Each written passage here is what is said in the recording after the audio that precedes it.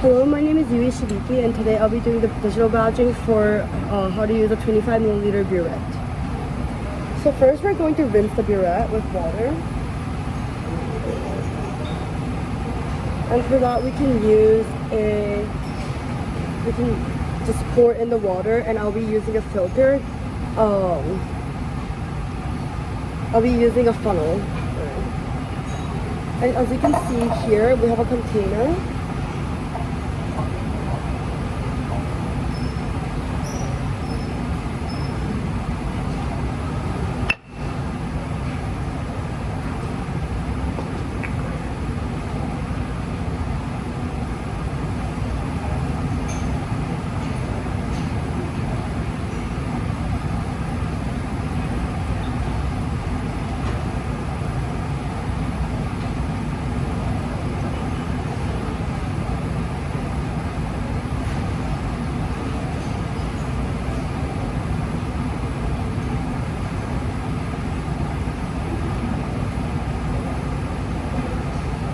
And we also need to make sure that we are coating the sides of the Buret with water as well.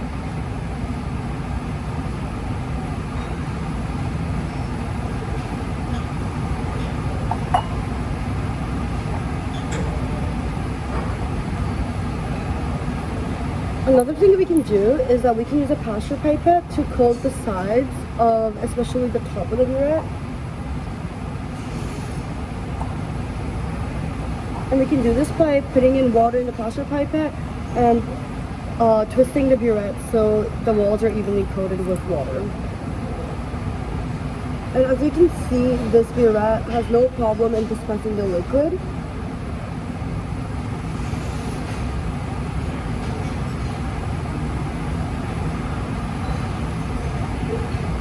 We are rinsing the Buret because we do not want any contaminants inside the walls, and we do not want any other liquids to be present on the walls as well, since that could add to the measurement, dilute the solvent, and also add potentially substances that we are not measuring in the experiment itself. So I'll be doing this multiple times.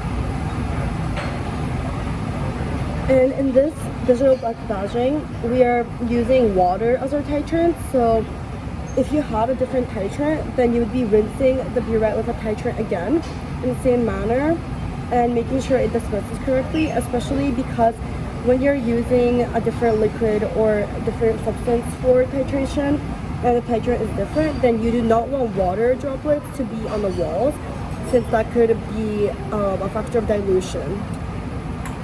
So now that our Buret is clean and also washed and rinsed with titrant, we're going to be clamping it.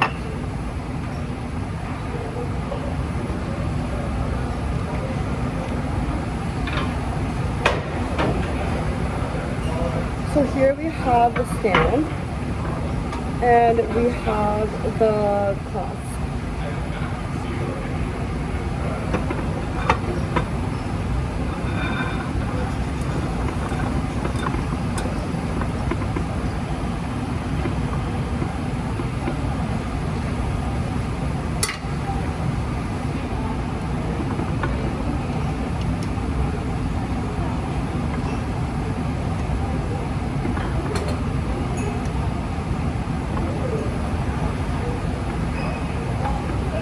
So as you can see, we have successfully clasped the Buret, and this is the knob to to dispense or to stop the liquid from dispensing.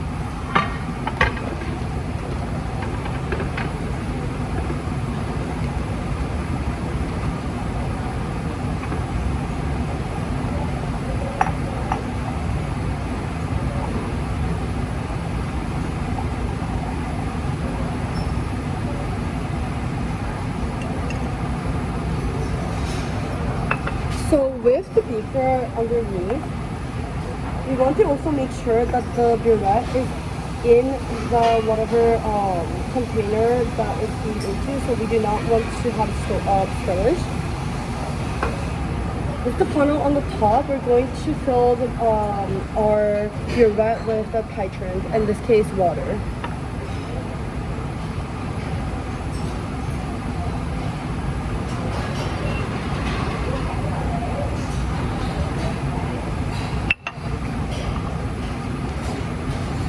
And we need to make sure that there are no air bubbles. And a good way to also check would be to dispense some liquid onto just like an empty beaker or the container.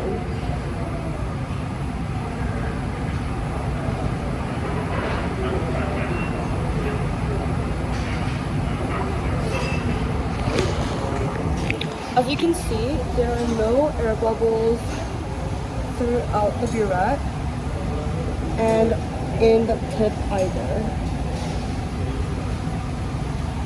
This is also important because the air bubble could count as the volume, since it will adjust the meniscus, and that could add to an inaccuracy of a measurement.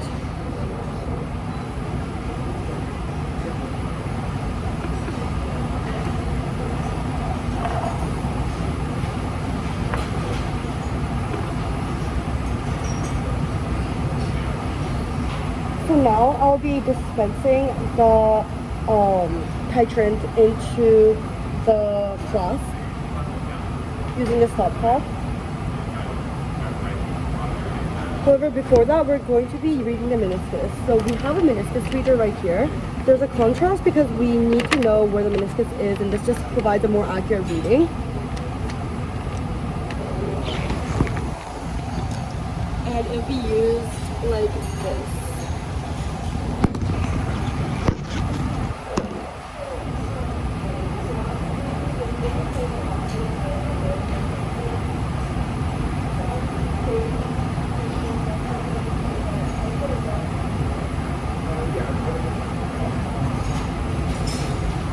I can see right now that the meniscus line is at 4.15. That will be equal to having 21.85 milliliters of liquid in the Buret. So now I'll be dispensing some into the flask.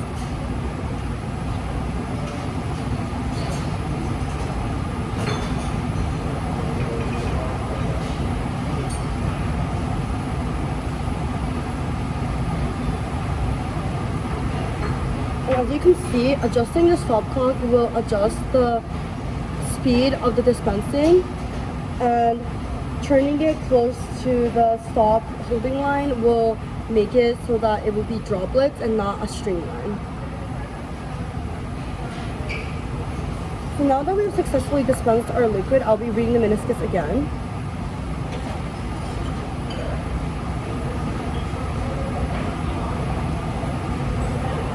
So I have seen that the meniscus is at the 9.20 mark, and I'll be calculating how much was dispensed. So that would be just taking the difference